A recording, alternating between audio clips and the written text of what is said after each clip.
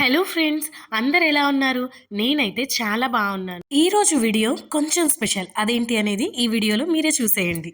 ఊరు అంటే ఇష్టం లేని వాళ్ళు ఎవరైనా ఉంటారా? మనం పుట్టి పెరిగిన ఊరిలో ప్రతి సందులో, ప్రతి అంగడి ముందు, ప్రతి వీధిలోనూ మనకి ఏదో ఒక మెమరీ అయితే ఖచ్చితంగా ఉండే ఉంటుంది. ఎన్ని గుళ్ళున్నా మన ఊరిలో ఉన్న గుడితో మనకున్న అటాచ్‌మెంట్ అనేది వేరే లెవెల్‌లో ఉంటుంది. ఏమంటారు? చిన్నప్పటి నుంచి పండగైనా, పబ్బమైనా, ఇంట్లో ఏ శుభకార్యమైనా మనం ఫస్ట్ ఎళ్ళేది ఆ గుడికే కాబట్టి ఎన్నో మెమరీస్‌తో నిండిపోయి ఉంటుంది. మరి నేను ఇందాక ఈ వీడియో చాలా స్పెషల్ అన్నాను గదా! ఎప్పుడూ గూడా నేను ఏదైనా చూపిస్తూ ఆ ప్లేస్‌తో నాకున్న అనుభవాల్ని, మెమరీస్‌ని చెప్తాను. మరి ఈరోజు ఈ గుడితో నాకున్న అనుభవాల్ని నా మాటలతో పాటు మీరు పూజారి గారి మాటల్లో గూడా ఈ గుడి యొక్క విశిష్టతని, విశేషాల్ని తెలుసుకోబోతున్నారు. అందుకే ఈ వీడియో చాలా స్పెషల్ అన్నాను. గుడి చూసారు గదా! ఎంత పెద్దదిగా ఉందో. గాలిగోపురంలో ఉన్న అందమైన బొమ్మల్ని చూసారు గదా! కొన్ని గుళ్ళల్లో మనకు తెలియకుండానే కొంత ప్రశాంతత వచ్చేస్తుంది. నాకు ఈ గుడిని చూస్తే అదే అనిపిస్తుంది. ఎక్కడ లేని ఆనందము, ప్రశాంతత వచ్చేస్తాయి గుడికొచ్చామంటే. ఈ గుడిలో ప్రతి మాఘమాసము మరియు కార్తీక మాసంలో నెల మొత్తము అంటే 30 రోజులు కూడా ఆకాశ దీపాన్ని వెలిగిస్తారు. అలగనాథ స్వామి విష్ణుమూర్తి స్వరూపమైనందువల్ల ఇక్కడ కార్తీక మాసము, మాఘమాసము, ధనుర్మాస పూజలు విశేషంగా జరుగుతాయి. మనం ఇప్పుడు పూజారి గారిని కలిసి వారి మాటల్లో గుడి యొక్క విశిష్టత గురించి తెలుసుకుందాము. వచ్చేసేయండి. నమస్తే స్వామి. నమస్తే అమ్మ. ఆ శిలా పలకం గురించి మీ మాటల్లో. అమ్మ, ఇది వాకాడులోని అలఘనాథ స్వామి దేవాలయంలో ఏర్పరిచినటువంటి శిలాఫలకం. ఇది 16వ శతాబ్దంలో శ్రీకృష్ణదేవరాయలు బావమరిది అచ్యుతరాయలు అనేటువంటి ఆయన గూడూరు దగ్గర ఉన్నటువంటి నెల్లటూరు అనేటువంటి ఊరిలో రాత్రి బస్ చేసి ఉదయం సముద్ర స్నానానికై ఇటు వచ్చి సముద్ర స్నానానంతరం తిరిగి వెళుతూ ఈ స్వామిని దర్శనం చేసుకుని ఆ స్వామివారికి కావలసినటువంటి కైంకర్యాలకు కావలసినటువంటి బంగారు పాత్రలు ఏవో కొంత భూదానాన్ని అప్పట్లో ఇచ్చాడని శాసనంలో తెలపబడినటువంటిది. అప్పుడు ఈ ఊరు పేరు ఓంకాడు అనేటు ఊరు పేరు. ఈ ఓంకాడే వాడుకలో వాకాడుగా మారబడింది. ఈ శిలాఫలకం మీద ఇప్పుడు మీరు చూస్తున్నది ఈ గుడి గురించి విశిష్టత రాస్తూ ఏ రాజు కాలంలో ఈ శిలాఫలకం తయారు చేయబడిందో గుర్తుగా శంకుచక్రాలతో పాటు ఆ రాజు యొక్క రాజముద్రని దాని మీద ప్రచురించారు. ఈ దేవాలయంలో మొట్టమొదటిగా చోళరాజుల నిర్మాణం జరిగిందని దీని ప్రతీతి. చోళరాజుల కాలంలో పెట్టినటువంటి అలగనాథ స్వామి ఈ విగ్రహాన్ని తదనంతరం కాలంలో ఈ దేవాలయం పాడుపడిపోయినప్పుడు అచ్యుతరాయల వారు వచ్చి దీన్ని పునఃప్రతిష్ఠ చేయడం జరిగింది. అప్పుడు ఈ విగ్రహం చిన్నదిగా ఉన్నదని తిరిగి మార్చబడి మరో విగ్రహాన్ని ఏర్పాటు చేయబడింది. అటు తర్వాత అచ్యుతరాయల వారు వచ్చి ఈ విగ్రహాన్ని పునఃప్రతిష్ఠ చేసి మరొక అలగనాథ స్వామి విగ్రహాన్ని పెట్టించడం జరిగింది. అటు తర్వాత మనకు 1997లో తిరిగి అలగనాథ స్వామి జనార్దన్ రెడ్డి గారు మనకు ముఖ్యమంత్రి అయినప్పుడు తిరిగి ఆ విగ్రహాన్ని మార్చి కొత్త విగ్రహం ఇప్పుడు పెట్టున్నటువంటి విగ్రహం అంటే మనకు ఇప్పుడు 3 తరాలుగా ముగ్గురు మారి ఈ విగ్రహాన్ని ప్రతిష్ఠ చేయడం జరిగింది. ఆళ్వార్లు అనే వైష్ణవ భక్తుల పేర్లమ్మ. ఈ ఆళ్వార్లు 2 సార్లు మార్చబడ్డాయి కాబట్టి విగ్రహాలు ఆ 2 సార్లు మార్చిన తదనంతరంగా దానికి సంబంధించి 2 సెట్లుగా ఉన్నాయి. అంతేగాని ఇది అంతమంది ఆళ్వార్లు లేరు, 12 మంది ఆళ్వార్లు కాబట్టి ఈ 12 మందిలో 12 రోజులు 24 మంది విగ్రహాలు ఉన్నాయి అంతే. ఆ చిన్న సెట్కి సంబంధించిన విగ్రహాలు తర్వాత 3వసారి తరంలో వచ్చేసరికి జనార్దన్ రెడ్డి గారు ఆళ్వార్లను చేయించలేదు అన్నమాట. ఇక్కడ నేను స్వామితో మాట్లాడిన తర్వాత తెలుసుకున్న విషయం ఏంటి అంటే వైష్ణవ భక్తుల్ని ఆళ్వాళ్ళు అంటారు, శివ భక్తుల్ని నయనార్లు అంటారు అని. అప్పటిదాకా నాకు వైష్ణవ భక్తుల్ని ఏమంటారు అనేది తెలుసు కానీ శివభక్తుల్ని నయనార్లు అంటారన్న విషయం తెలియదు. నాలాగా ఎవరైనా తెలియని వాళ్ళు ఉంటారని ఈ పాయింట్ని మెన్షన్ చేస్తున్నాను. ఇప్పుడు మనము ఆ పక్కనే ఉన్న అమ్మవారి గుడికి వచ్చాము. నాకు బాగా గుర్తు, శ్రావణ శుక్రవారాలు ఇక్కడ కుంకుమ పూజ అనేది విశేషంగా జరుగుతుంది. సామూహిక కుంకుమ పూజలు ఉంటాయి. చాలామంది భక్తులు ఇందులో పాల్గొంటారు. ఇక్కడ ఉన్నటువంటి అమ్మవారి పేరు చిత్రభుజ మహాలక్ష్మి. ఈ అమ్మవారు పూర్వం పాత దేవాలయంలో లోపలే స్వామి పక్కనే ఉండేటువంటిది. అప్పట్లో ఈ ఊర్లో పింతిప పిచ్చయ్య శెట్టి అనేటువంటి ఆయన సంతానం లేకపోతే అప్పట్లో పూర్వంలో ఉన్నటువంటి అర్చక స్వాముల వారు ఈ అమ్మవారిని విడిగా నీకు ప్రతిష్ఠ చేసినట్లయితే ఆ అమ్మవారు నీకు సంతానం కలుగుతుందని చెప్పడం, ఆయన తీసుకొచ్చి విడిగా ఇక్కడ ప్రతిష్ఠ చేయించడం, చేసిన తర్వాత తదనంతరం ఆయనకి ఒక అమ్మాయి పుట్టడం, వారి వంశంలో ఇప్పటికీ కూడా ఆడపిల్లలు తదనంతరం అట్లాగే పుడుతూ ఉన్నారు. ఈ అమ్మవారి యొక్క పూర్తి అనుగ్రహం వాళ్ళకి. స్వామివారికి ఎదురుగా గరుత్మంతుడు ఉంటారు. ఇప్పుడు మనము స్వామివారి దగ్గరికి వెళ్దాము. మనం ఎప్పుడైనా విష్ణుమూర్తి స్వరూపాన్ని చూసినప్పుడు అది తెలియని ఆనందం వస్తుంది. స్వామివారు చూశారు కదా, ఎంత నిండుగా, ఎంత అందంగా, శోభాయమానంగా ఉన్నారో. ఆయన అందం గురించి చెప్పాలంటే మాటలు సరిపోవు. స్వామివారి పేరు అలఘనాథ స్వామి. అలఘనాథ అనేది పదం తమిళ పదంలోంచి వచ్చబడింది. అళహర్ అందమైన అనేటువంటి పదంలోంచి వచ్చినటువంటి పదం. అందానికి నాథుడు అలఘనాథుడు ఈ స్వామి పేరు. విష్ణు స్వరూపం. స్వామివారికి ప్రతి శనివారం విశేషమైనటువంటి భోగం ఉంటుంది. ప్రతి శుక్రవారం సాయంత్రం సామూహిక కుంకుమార్చన ఉంటుంది. అదేవిధంగా శ్రావణ మాసంలో శ్రావణ శుక్రవారాలు చాలా విశేషంగా ఇక్కడ భక్తులందరూ వచ్చి విశేషంగా పాల్గొంటూ ఉంటారు. స్వామివారికి ధనుర్మాసంలో 30 రోజులు విశేషమైనటువంటి సేవలు ఉంటాయి. వైకుంఠ ఏకాదశి రోజున స్వామివారికి ఇక్కడ ద్వార దర్శనం ఏర్పాటు ఉంటుంది. థ్యాంక్ యూ సో మచ్ స్వామి, ఈ గుడి హిస్టరీ చెప్పినందుకు. ఇప్పటిదాకా మనము పూజారి గారి మాటల్లో గుడి యొక్క విశేషాలు, విశిష్టత తెలుసుకున్నాం కదా. అయితే ఈ గుడిలో ఉన్న ఇంకొక విశేషం ఏంటి అంటే, ఈ గుడిలో కళ్యాణ మండపం ఉంది. చాలా మంది ఈ గుడిలో స్వామివారి సమక్షంలో కళ్యాణాలు చేసుకున్నారు. అలాగే ఈ కళ్యాణ మండపంలో చాలా మంది నామకరణాలు, బారసాలలు, అలాగే ఎంగేజ్మెంట్స్ ఇలాంటివి ఏమన్నా మంచి శుభకార్యాలని జరుపుకుంటుంటారు. ఇక్కడ చూసారు కదా, పెళ్లి చేసుకునే వాళ్ళ కోసమని పెళ్లి కుమారుడి గది, పెళ్లి కుమార్తె గది అని చెప్పి 2 గదులు కూడా ఉన్నాయి. అలాగే కళ్యాణ మండపంలోని వేదిక కూడా చూడండి ఎంత అందంగా పెయింట్ వేస్తున్నారో. ఇంత అద్భుతమైన గుడితో నాకున్న అనుబంధము, అలాగే నాకున్న జ్ఞాపకాల్ని మీతో షేర్ చేసుకోకుండా ఉంటానా? ఈ గుడితో 1 కాదు 2 కాదు, నాకు చాలా జ్ఞాపకాలే ఉన్నాయి. అవేంటో వినేసేయండి. హలో అందరికీ, ఇప్పుడు మీరు చూస్తున్నది మా ఊర్లో ఉండే అలగనాథ స్వామి గుడి. ఇప్పటిదాకా మీరు పూజారి స్వామి మాటల్లో విన్నారు ఈ గుడి యొక్క విశిష్టత. ఇప్పుడు నేను చెప్తాను నాకు ఈ గుడితో ఉన్న అనుబంధం ఏంటి అని. పూజారి ఉన్నారు కదా, వాళ్ళ ఇంట్లోనే మేము 3 ఇయర్స్ రెంట్కు ఉండేవాళ్ళము. పక్కనే ఉంటుంది గుడి. గుడికి ఇంటికి దారి ఉంటుంది అనమాట. సో దానిలోనే వాళ్ళ పిల్లలతో పాటు కలిసి మేము కూడా ఆడుకోవడానికి వచ్చేసేవాళ్ళము.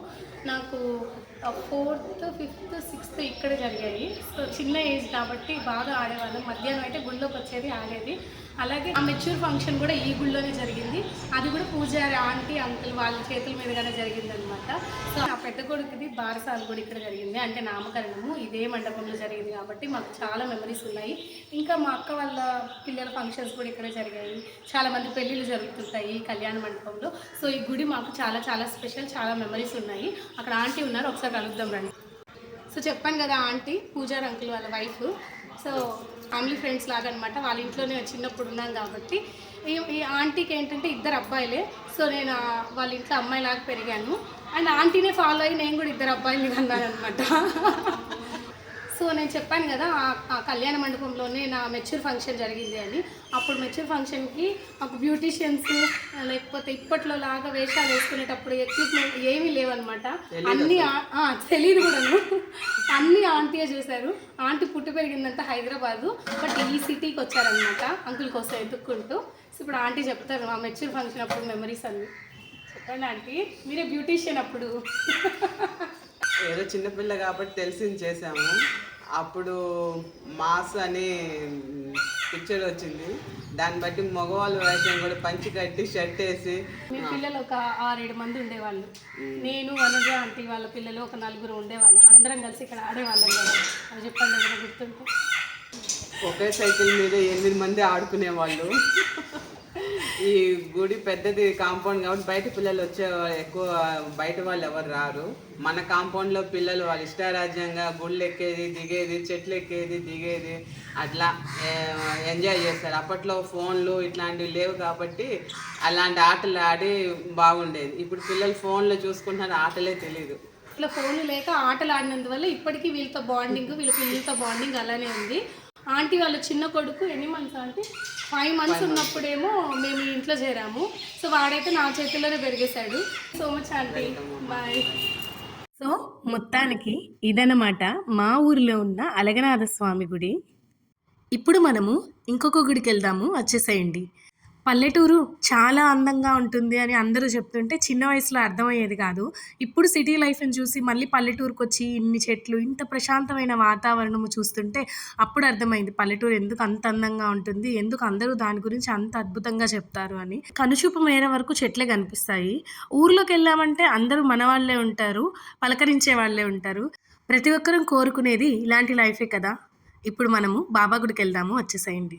ఇప్పుడు మనం ఉండేది కొత్తగూడలో 2020లో ఈ గుడి స్టార్ట్ చేశారు. అయితే గుడి ఓపెన్ చేసేటప్పుడు ఈ కలశాలు అవన్నిటికీ పూజలు చేసి హోమాలు యాగాలు చేస్తారు కదా, అప్పుడు మేము విజయవాడలో ఉన్నాము. నేను 3rd మంత్ ప్రెగ్నెంట్, సమర్థాని పూజారి వాళ్ళు. సో వాళ్ళు మేము ఫ్యామిలీ ఫ్రెండ్స్ కాబట్టి మీరేమన్నా వచ్చి కూర్చోగలరా అని అడిగారు. సో అప్పుడు మా మదర్ అండ్ ఫాదర్కి కొంచెం హెల్త్ ఇష్యూ ఉండి నాన్నకి అంతసేపు కూర్చోలేరు, ఫుడ్ తినకుండా పూజల్లో కూర్చోవాలి కాబట్టి మేము విజయవాడలో ఉంటే మాకు ఇచ్చారనమాట అవకాశము. సో ఈ గుడి ఓపెన్ చేసేటప్పుడు ఈ పూజలు అన్నిట్లో కూడా మేము పార్టిసిపేట్ చేయగలుగుతాము. 3rd మంత్ ప్రెగ్నెంట్ అయినా కూడా పర్వాలేదు, 5th మంత్ దాటితే కూర్చోకూడదు కానీ 3rd మంత్ లోపలైతే కూర్చోవచ్చు అన్నారు. సో అలాగా బాబా మాకు అవకాశాన్ని కలిగించారు. ఈ గుడితో ఉన్న బెస్ట్ మెమరీ అనమాట ఇది. గుడికి వచ్చినప్పుడల్లా అనిపిస్తుంది ఈ పూజలు, ఈ కలశాలు, ఈ ఓపెనింగ్ అప్పుడు మనం కూర్చొని చేశాం కదా అని చెప్పి. సో మా ఊర్లో చాలా రోజుల నుంచి ఉన్న చిన్న గుడిని పెద్ద గుడి చేశారనమాట. సో చాలా చాలా హ్యాపీగా ఉంది. కొత్త గుడి రీసెంట్గా కట్టారు 2020లో. ఇంతకుముందు పాత గుడిలో పూజలు జరిగేటివి, ఆ గుడి కూడా మీకు చూపిస్తాను. ఫస్ట్ అయితే మనం ఈ గుడి చూసేద్దాము. ఇది దుని అన్నమాట. బాబా గుడిలో దుని లేకుండా ఉంటుందా? ఆయన నిరతాగ్నిహోత్రుడు అంటారు కదా, అందుకే ఆ బాబా గుడిలో ఎప్పుడు దుని వెలుగుతూనే ఉంటుంది. దుని దగ్గరికి వెళ్ళగానే ఒక రకమైన వైబ్రేషన్స్ వస్తాయి. అది నాకేనా మీకు కూడానా? నేను సాయి లీలామృతం పుస్తకాన్ని చాలాసార్లు పారాయణ చేశాను కానీ గురుచరిత్రను ఒక్కసారి కూడా చేయలేకపోయాను. బాబా ఎప్పుడు అనుగ్రహిస్తారో అది చదవడానికి. మనమైతే ఇప్పుడు వినాయకుడి గుడికి వచ్చేసాము. నాకైతే ఈ విగ్రహం ఎంత నచ్చిందోను, జీవోత్సవం అలానే ఉట్టిపడుతుంది. మీరు పాత గుడిలో కూడా ఒక వినాయకుడిని చూస్తారు. ఆ గుడిలో ఉన్న వినాయకుడిని ఇప్పుడు మీరు చూస్తున్న వినాయకుడికి ఎంత తేడా ఉందో. మా ఊరు అంత డెవలప్ అయిపోయింది. ఇదేమో గెస్ట్ రూమ్ అనమాట. ఎవరైనా వచ్చినప్పుడు వాళ్ళు ఉండాలి అనుకుంటే పడుకోవడానికి వసతి గృహంలాగా చిన్నది ఉన్న దాంట్లో మంచిగా ఏర్పాటు చేశారు. ఇప్పుడు మీరు చూస్తున్నది మా బుజ్జి లెండి తోట. చెప్పాను కదా కొత్తగా కట్టారు అని, అందుకే చెట్లు పెంచడానికి వాటికి కొంచెం లేట్ అవుతుంది. ఇప్పుడు మీరు చూస్తున్న దగ్గర కానీ లేదా ప్రహరీ చుట్టూ కానీ చెట్లకు ప్లేస్ వదిలినందువల్ల అన్ని రకాల మొక్కలు పెంచుకోవచ్చు. మా గుడిలో నాగేంద్ర స్వామిని కూడా ప్రతిష్ఠించారు. ఈయన మాకు చాలా ముఖ్యము, ఎందుకంటే మా కులదైవం నాగేంద్ర స్వామి కాబట్టి. అలా కొంచెం ముందరకు వచ్చామంటే వాష్రూమ్స్ ఏర్పాటు చేశారు. ఇవి చాలా ముఖ్యం కదా. నేను చెప్పాను కదా మొదట్లోనే పల్లెటూరు వాతావరణం ఎంత అందంగా ఉంటుందని. మా బాబా గుడి వెనకాలే మొత్తం పొలాలు ఉన్నాయన్నమాట. ఎప్పుడు బాబా గుడికి వచ్చినా వెనకాలకు వచ్చి ఒక 5 నిమిషాలు ఇక్కడ ఉన్నామంటే మనసుకి ఎంత హాయిగా అనిపిస్తుందో. అక్కడ మీరు దూరంగా చూసారంటే ఎద్దులతో దున్నిస్తున్నారు. ఇవి చూసి ఎంత కాలం అయిపోయిందో. ఈ మధ్య సిటీల్లో అన్ని కార్లు, బస్సులే కనిపిస్తున్నాయి కానీ ఆవులు, గేదెలు కనిపించట్లేదు. మనం గుడి చుట్టూ ప్రదక్షిణ చేస్తూ ఇంకా ఏమున్నాయో చూసేద్దాం రండి. అక్కడ మీకు కనిపిస్తున్న మండపంలో ఉన్నది ఆంజనేయ స్వామి. దగ్గర నుంచి చూపిస్తాను రండి. ఇది ఇంకా కొంచెం పనులు ఉన్నందువల్ల ఆగింది. ఆంజనేయ స్వామి పేరు విన్నా, ఆయన రూపాన్ని తలుచుకున్నా, ఆయన విగ్రహాన్ని చూసినా ఎక్కడ లేని శక్తి వచ్చేస్తుంది. ఇంకా నాకేంటి భయం అనిపిస్తుంది. ఈ విగ్రహం కూడా చాలా అందంగా ఉంది కదా. నేను చెప్పినట్టే మా చెట్లన్నీ గ్రో అవ్వడానికి ఇంకొంచెం టైం పడుతుంది, కానీ అన్ని రకాల చెట్లు కూడా వేశారు. చాలా బాగుంది చూడ్డానికి. మా పాత గుడికి ఈ గుడికి ఎంత తేడా ఉందో, ఇది ఎంత పెద్దదో, ఎంత విశాలంగా ఉంటుందోను. మనమైతే మెయిన్ ఎంట్రన్స్ నుంచి బాబా గుడిలోకి వెళ్ళిపోదాము, వచ్చేసేయండి. నెల్లూరులో మా ఊరి పక్కనే విద్యానగర్ అనే ఊరుంది. ఆ ఊరిలో బాబా గుడిని, షిరిడీలో ఉన్న బాబా గుడి నమూనాను తీసుకొని అక్కడ ఎలా అయితే ఉంటుందో అలానే కన్స్ట్రక్ట్ చేశారు అనేది నేను విన్నాను, చదివాను కూడా పుస్తకంలో. ఇప్పుడు మేమేం చేసామంటే మా గుడిని కూడా విద్యానగర్లో, షిరిడీలో ఎలా అయితే ఉందో అలానే కన్స్ట్రక్ట్ చేసుకున్నారు. చాలా స్పేషియస్గా, అందంగా, అన్ని ఫెసిలిటీస్తో భక్తులు ఇబ్బంది పడకుండా ఉండేలాగా, బాబా చుట్టూ ప్రదక్షిణ చేసేలాగా. ఏంటి ఎక్కడైనా ఇలానే ఉంటుంది కదా అనుకుంటున్నారేమో. లేదు, నేను చాలా గుళ్ళకి వెళ్ళినప్పుడు మనం ఓన్లీ దండం పెట్టుకొని వచ్చేయడం మాత్రమే ఉంటుంది. ఆయన చుట్టూ ప్రదక్షిణ చేసేలాగా ఇలా షిరిడీ నమూనాతో కట్టే గుళ్ళు చాలా తక్కువ ఉంటాయి. అలాంటి వాటిల్లో ఒకటి మా గుడి అవ్వడం అనేది నాకు చాలా హ్యాపీగా ఉంది. నేను కమిటీ మెంబర్స్లో ఉన్న పూజారి గారి మాటల్లో కొన్ని విషయాలు తెలుసుకున్నాను. గుడి కన్స్ట్రక్షన్ అప్పుడు కొన్ని సందర్భాల్లో డబ్బు లేక ఆగిపోయినప్పుడు కానీ, లేకపోతే పని వాళ్ళు రాక ఆగిపోయినప్పుడు కానీ, బాబాకి దండం పెట్టుకుంటే పక్క రోజే పని అయిపోయేదంట. అన్నీ ఆయనే దగ్గరుండి ఈ గుడిని కట్టించుకున్నారు అని చెప్పి అంటుంటారు. విగ్రహాలను ప్రతిష్ఠించేటప్పుడు కూడా మనం విగ్రహాన్ని తెచ్చి సింహాసనం మీద పెడతాం కదా, అప్పుడు కూడా అది చాలా పెద్ద విగ్రహం అయినందువల్ల చాలా భయపడ్డాము. కానీ ఆయన అనుగ్రహంతో చాలా ఈజీగా ఆ పని అయిపోయింది. ఆయన విగ్రహాన్ని ఆయనే అంత జాగ్రత్తగా అక్కడ పెట్టించుకున్నారు అని అంటున్నారు. సో ఇలా కొన్ని అద్భుతమైన సంఘటనలు జరిగాయంట గుడి కట్టేటప్పుడు. ఈ గుడిలో ప్రతి గురువారం కూడా పల్లకీ సేవ జరుగుతుంది. అలాగే మధ్యాహ్నం పూట అన్నదానము జరుగుతుంది. గురు పౌర్ణిమ రోజు అయితే విశేష పూజలు జరుగుతాయి. ఇంతసేపు నా మాటలు విన్నారు కదా, ఇప్పుడు మా బాబాని మీరు కూడా తనివి తీరా చూసేసేయండి. ఈయన అందాన్ని మాటలో ఎలా వర్ణించగలము? కళ్ళతో చూసి ఆనందం మాత్రమే పొందగలము. ఏదైనా కష్టం వచ్చినప్పుడు ఆయన దగ్గరికి వెళ్ళి నువ్వే దిక్కు, నీకే చెప్పేసుకున్నాను, నువ్వే చూడాలి అంటే ఇంకా మనం ఆ సమస్య గురించి అస్సలు ఆలోచించనక్కర్లేదు. ఆయనే అంత బాధ్యత తీసుకొని ఆ సమస్య నుంచి మనల్ని గట్టెక్కిచ్చేస్తాడు. మనకు ఉండాల్సింది కేవలం ఆయన మీద నమ్మకం మాత్రమే. ఇప్పుడు మీరు చూస్తున్నది అత్తి చెట్టు. ఇది పాతగుడి దగ్గర ఉంది. సో ఇప్పుడు మిమ్మల్ని పాతగుడి దగ్గరకు తీసుకెళ్తాను, వచ్చేసేయండి. నేను వచ్చిందైతే మా ఊర్లో ఉన్న సాయిబాబా గుడికి. ఇప్పుడు మీరు చూస్తున్నదైతే ఒకప్పుడు గుడి. ఈ గుడిలోనే పూజలు అవన్నీ జరిగాయి. నా చిన్నప్పుడు మెమరీస్ అన్నీ కూడా ఈ గుడిలోనే ఉన్నాయి. సమ్మర్ హాలిడేస్లో సైకిల్ నేర్చుకునేటప్పుడు పడ్డాను అని ఒక వీడియోలో చెప్పాను. నాకు తెలిసి శివరాత్రి వీడియోలో అనుకుంటాను. అప్పుడు హాలిడేస్లో ఇంకా ఆడుకోవడానికి లేదు కదా, చెయ్యి ఇరగొట్టుకున్నాము. సో రోజు హారతికి వచ్చేదాన్ని. అలా నా భక్తి అనేది స్టార్ట్ అయింది బాగా ఈ గుడి ద్వారానే. సో రోజు బాబా హారతికి వచ్చేదాన్ని కాబట్టి బాబా మీద విపరీతమైన భక్తి పెరిగిపోయింది. సో ఈ గుడిలోనే చాలా రోజులు మేము పూజలు చేసాము, ఆడుకున్నాము. గురువారాలు అయితే అన్నదానాలు జరిగేవి, గురువారాలు మళ్ళీ పల్లకి సేవలు జరిగేవి. ఇప్పుడు మీరు చూస్తున్నదైతే మా ఊరిలో ఉన్న పాత గుడి. ఈ గుడిలోనే ఆల్మోస్ట్ 11-12 సంవత్సరాలు పూజలు జరిగాయి. అయితే ఈ గుడికి ఉన్న ఒక ప్రత్యేకత ఏంటంటే ఈ గుడి కన్స్ట్రక్షను ఒక్క రోజులో జరిగిపోయిందంట. పొద్దున స్టార్ట్ చేసి సాయంత్రానికి విగ్రహాన్ని కూడా పెట్టేశారు అని చెప్పి పూజారి గారు చెప్పారు నాకు. నేను ఇందాక కొత్త గుడిలో వినాయకుడి గుడి చూసినప్పుడు చాలా ఆనందపడ్డాను. దానికి కారణం ఏంటంటే మా పాత గుడిలో ఉన్న వినాయకుడి ఇదనమాట. సో అంత బుజ్జి వినాయకుడి నుంచి అంత పెద్ద వినాయకుడి గుడికి వచ్చాము అంటే ఎంత సంతోషంగా ఉంటుంది. అదే అనమాట ఇందాక నా సంతోషానికి కారణము. అయితే ఇప్పుడు ఈ గుడిలో పూజలు ఏమీ జరగట్లేదు కాబట్టి దీన్ని అన్నదానం జరిగేటప్పుడు మాత్రమే వాడుకుంటున్నారు. దీనిలో వస్తువులు కూడా ఓన్లీ అన్నదానానికి సంబంధించినవి, గుడికి సంబంధించిన వస్తువులు మాత్రమే పెట్టేశారనమాట. మా పాత గుళ్ళో కూడా దురి ఉండేది, వినాయకుడు ఉన్నాడు, దత్తాత్రేయుడు ఉన్నాడు, తులసికోట ఉన్నాయి, లెండి తోట ఉంది, అన్నీ ఉన్నాయి. కాకపోతే కొంచెం చిన్న గుడి అంతేను. మొత్తానికి ఇవన్నమాట మా ఊరిలో ఉన్న గుళ్ళు, వాటితో నాకున్న అనుబంధాలు. మీ అందరికీ ఈ వీడియో నచ్చిందని అనుకుంటున్నాను. Thank you so much for watching. Please do like, share and subscribe. Bye bye.